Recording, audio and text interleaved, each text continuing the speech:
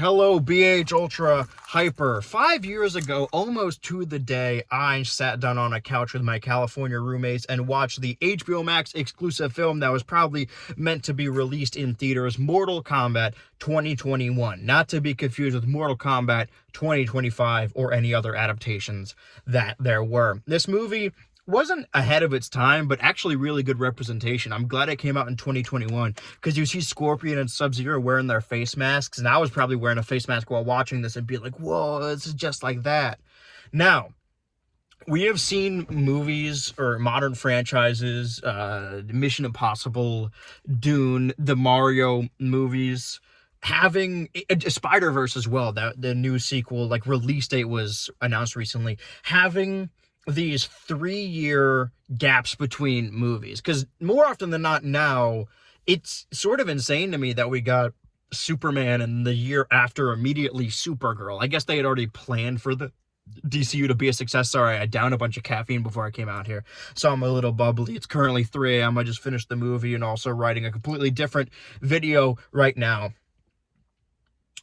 My thinking, or what I was getting at, is not only I created this schedule earlier in the year. I didn't really know which videos or which movies I would or wouldn't be watching.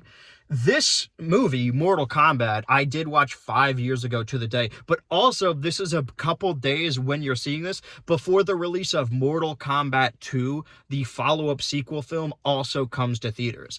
I have seen 3-year gaps at most between movies, but it's sort of crazy to see a sequel to a movie, and it not even like a legacy sequel, like, oh, it's been so many years, now we're finally back. It's just a direct sequel that was clearly built up at the end of this one 5 years after. 5 years is a long time.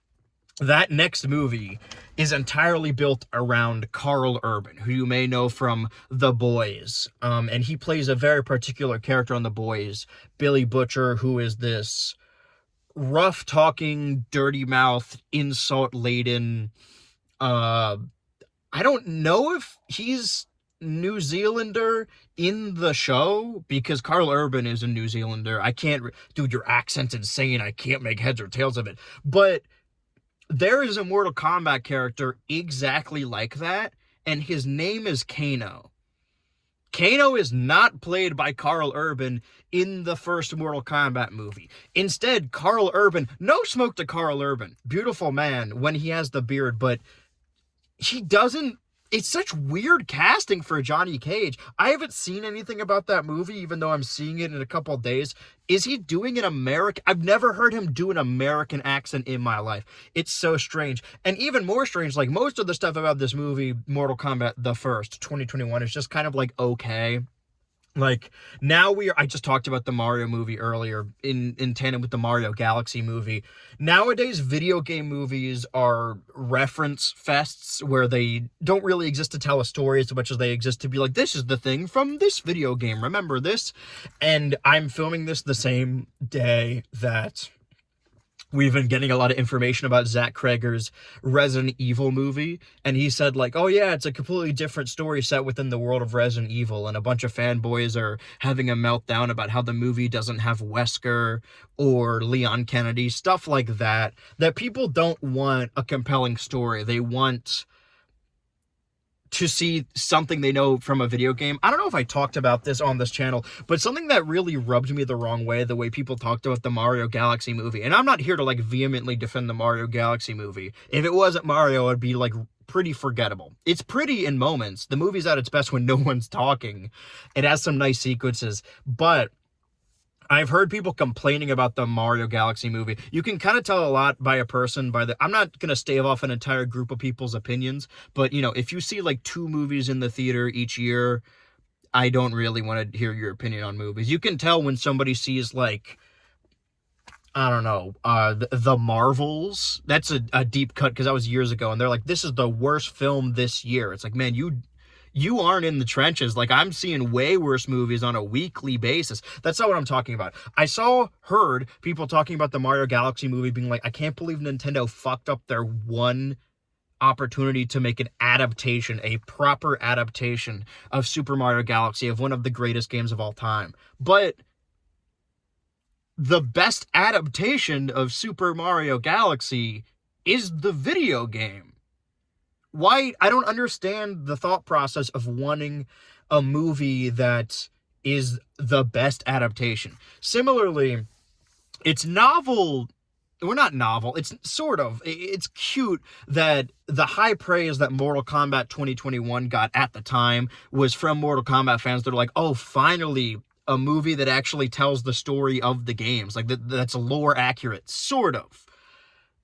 And that's what the movie is. I watched it with someone who didn't know anything about Mortal Kombat, and I did my best to explain it, but as opposed to Street Fighter has a main character in Ryu. Mortal Kombat sort of does. You could say it's Sub-Zero or Scorpion. The movie chooses Scorpion. There are different campaigns in different games that pick a different protagonist, but more often than not, more so than Street Fighter, Mortal Kombat is an ensemble cast, and it tries to introduce a lot of characters in this movie all at once, and it starts out doing it really well. This movie really, like, runs off the track closer to the end. Like, the first hour, you're like, this actually isn't that bad. This is a pretty decent video game movie. And then they're like, oh, fuck, we need to introduce, like, get Goro in there. Get Melina. Just people keep, like, showing up. And then, like, the last 30 minutes, the Mortal Kombat tournament from the title hasn't even happened yet. And you're like, how does this movie end? It's so much funnier that it took 5 years to get a sequel, because it ends on a cliffhanger, ostensibly. But a lot of the characters, the version of that is just seeing that video game character represented on screen. Like, Reptile is on screen for a fight, and then he dies. They kill him. They rip his heart out. And the most egregious, well, second most egregious moments in the movie are when they're trying to reference the game, when they're saying, like, oh, flawless victory. Because no one would actually fucking say that in a fight. The one most egregious thing is Kano. I mentioned Kano before. I don't know if Karl Urban playing the character would have made it better. I imagine they didn't pick any A-listers for the first movie because they didn't think it was going to do well. And it probably only did well because it was the pandemic. It was HBO Max in 2021. What else were we going to watch? The Snyder Cut, Godzilla vs. Kong, Godzilla X Kong. I mean, that's what all I was watching. That's all this video series has been thus far, is because in 2021, around this time, is when I got HBO Max. So I was just, like, speedrunning. I wanted to watch Apple and Onion and the Fungies and Tig and Seek. I actually really like those cartoons. Kano is...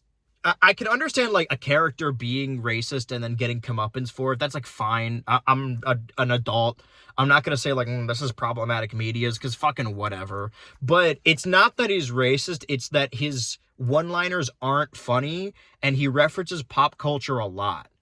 Like, it's not even that he calls some of the fighters Kung Pao. It's that he'll call them...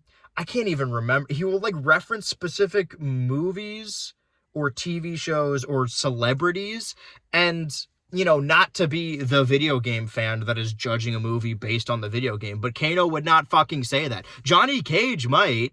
This is why it's so ridiculous. If Karl Urban, if they just switched them early on...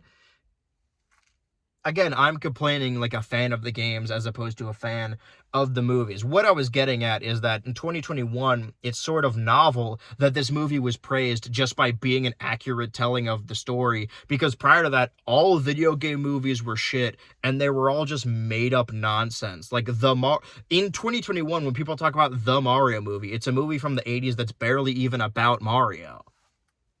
I'm checking my notes again. Yeah, rushed ending, pop culture, Kano. Oh, yeah, the lore of it all. Like, if there were... Well, I want to say here, I have 5 notes written on my hand. The bottom one just says disability. It's... I referenced the Marvels earlier. I'm just going to bring up Captain Marvel. It's like in Captain Marvel, if you remember Captain Marvel, where Samuel L. Jackson as Nick Fury is in the movie, but he doesn't have the eye patch. So the whole movie you're waiting for him to lose his eye because you know he has an eye patch in the future. There are so many Mortal Kombat characters that have disabilities, prosthetics, enhancements, scars, and it's not just like, oh, one character who we know has like Finn from Adventure Time. Like, oh, we're just waiting for him to lose his arm. There's like 3 or 4 characters in this movie that were waiting for that to happen. You see Jax with it, Jax from the Mortal Kombat, not from the circus. You see Jax with his arms, and you're just waiting like, oh, he's going to lose them. That's what happens to Jax. You see Kano with a fully fresh face, and you're like, oh, he needs to get his iconic scar. There are scenes in this movie, fight scenes, that only exist so that these characters can get their famous scars, their famous disabilities. And it wouldn't be worth noting if it wasn't like a bunch of different characters. Like we need to wait for him to burn his face off. We need to wait for Sub-Zero to get frozen. I honestly didn't think I would have this much to say about it, because when I went back to Godzilla vs. Kong or Bad Trip, like I had one thing to say, really. I am surprised how much I had to say. I honestly went into this thinking it was just going to be boring. It wasn't terrible, but like, it's a movie that did well during the pandemic, so they hedged their bets and thought that making a sequel would be a good idea. I like, in theory, that there is a movie in theaters about Street Fighter and a movie in theaters about Mortal Kombat, and they're going to be directly facing off. I don't boycott movies often, because, you know, if something doesn't look like a good movie, I just won't watch it. Like, I'll see a movie at the theater every week, and if there's nothing else to see, then fuck it, I'll see like Tron Ares, or there was one that came out recently that didn't look interesting. Oh, Lee Cronin's The Mummy. And I've been seeing a movie every week, but I may have missed that one, and moving forward, there's going to be a new thing every week. I saw Hokum this week. Next week is either Mortal Kombat 2 or The Sheep Detectives. Maybe I'll check back in here in another 5 years to talk about Mortal Kombat 2. What an exciting jaunt that might be. But there's no but. I think I use that as a filler in conversation sometimes. What was the point I was getting to? Oh, yeah. I don't boycott movies often, but I'm not watching that fucking Street Fighter movie. Andrew Schulz, the Trump guy. I don't care if he shows up on WWE. I mean, I boycott it. I'm not boycotting WWE. I just don't want to watch it because it's bad and it's like outwardly MAGA. And also they have a rapist working there. Can Brock Lesnar be retired for good? What time are we at right now? It hasn't even been 15 minutes. I guess these go a lot faster. I kind of like this review format. If we're going to be personal here for a second, I have felt like there's something missing from the videos, and I couldn't quite put my finger on what, because I had always heard the story on YouTube that there are people like Minecraft YouTubers, back when Minecraft wasn't popular, that just kept doing the same thing over and over and put all their eggs in one basket and couldn't adapt. That's why I never wanted to be the total drama guy, because if that well dries up, I would be fucked. So I did my best to put my eggs in several baskets, but now on YouTube, at least for the BH Ultra channel, it hasn't been like yielding the same results. So I'm thinking like, oh man, what if it's too late for me? What if I can't adapt? But like, this is what I like doing. These unscripted reviews, streams, the stuff I've been proud of over the last couple of months has been streams and podcasts, and even like edits of those. And what I was doing before I was a singular YouTuber, when I was a group YouTuber, is I would play games with friends, I would host podcasts, and I would do unscripted movie reviews. And that's what I'm doing now. This on the Hyper channel, and also the reels that I post to Instagram Reels. I never thought I would say that. I used to post the short movie reviews to TikTok, but now they got like a built-in AI feature, so that's done. I'm like trying to rub all the text I have on my hand. Surely I have like a piece of paper to write on. I think somebody commented that last time. I've been posting these in the community post on the main channel. I didn't post last week's because after I recorded it, I was like, I was way too negative about the Mitchells versus the Machines. It's like totally whatever.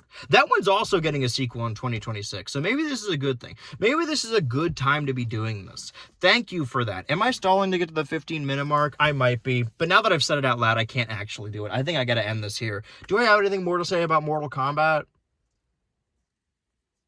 It's a kind of gory movie. I guess the appeal of this one is that the previous movies were like PG-13, and the person I was watching it with asked me what the difference was between Street Fighter and Mortal Kombat.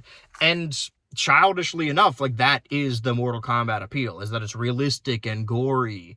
And this movie has that more than the other ones, but it also looks like a video game sometimes.